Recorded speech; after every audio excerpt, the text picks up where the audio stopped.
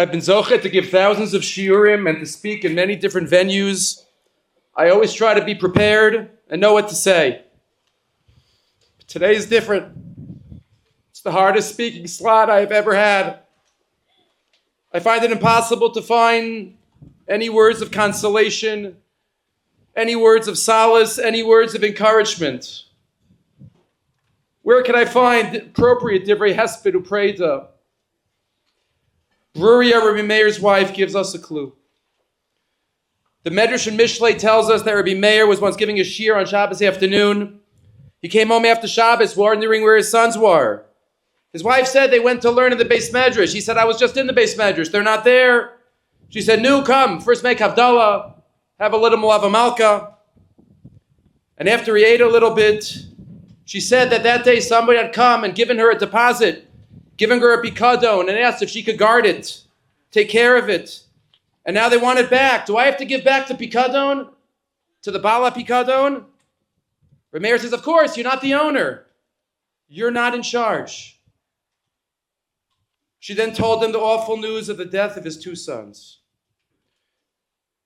He started crying and saying, Bini, Bini, where are you? And his wife said, but you just said it's up to the mafkid, it's up to the Bala Pikadon. It's his decision. Anu tzrichim lahachzir pikadon l'rabo. Rabbi Meir, regaining his composure, says, Hashem natan, Hashem lakach, Yehi Shem Hashem v'vorach. We're gathered here to give kavod achron to our beloved, our one-of-a-kind, our sweet, gentle Eliyahu Moshe Shlomo. Elimo. Elimo, you were taken from us by the Baal Apikadon. We so much wanted to guard you for so many more years.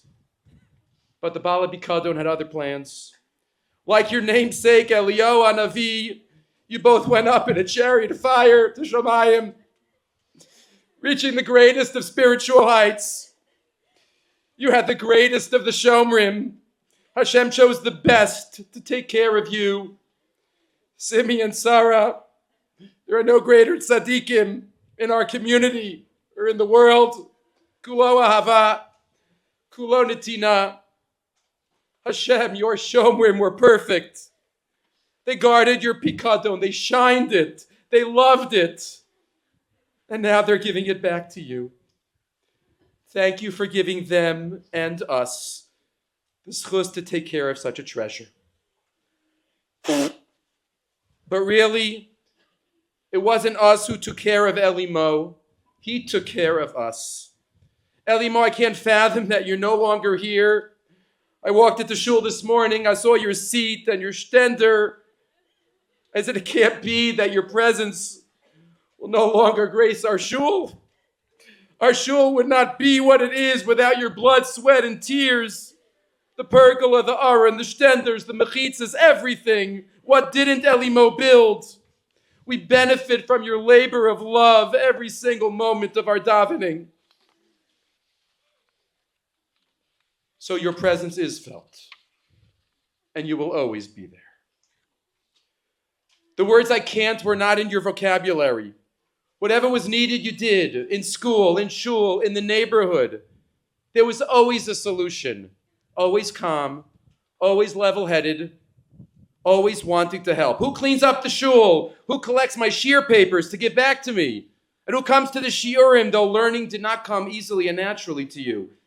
You worked very hard to learn all that you did in yeshiva and in every shiur. Think back to Corona, so many backyard minyanim. Who set up the lights and the fans and the shade? Who made the plastics so we could all daven safely? Who made it comfortable for everyone?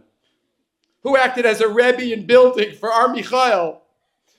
Who never thought about himself and only about everybody else? And it wasn't just far chesed. It started at home.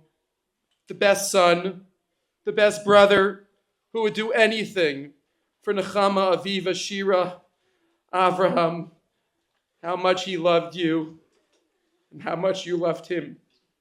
Shoshana and Batsheva. The best grandson, what a special relationship you had with your grandparents, the Zimbalists and the Clavens. Elimo, you had a magical chen to you. You never just chilled. You were always busy doing, building, accomplishing, helping. What you built in a few years would take any other mortal a lifetime. You left your mark on our shul, our community, on every one of your friends, on the whole world, all with unassuming humility, self-effacement. It's not about me, it's about the tzibur. Last night, as I was trying to process and come to terms with the reality, a thought crossed my mind that gave me a measure of comfort, as Aryeh just mentioned. We are living in a very trying time in Jewish history.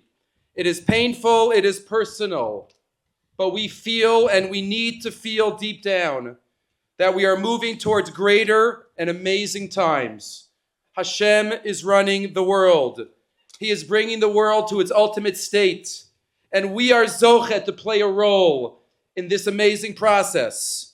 We haven't had this opportunity in 2,000 years, not since the days of David HaMelech, and we cherish and we are proud that we get to be Hashem's partners. I call out to Jews all over the world, come join us. Come make this your home. Be part of Jewish history. Come help this make this amazing land what it is today. The Zimbalists have given their most precious possession so that we, all of you, could live in peace and security.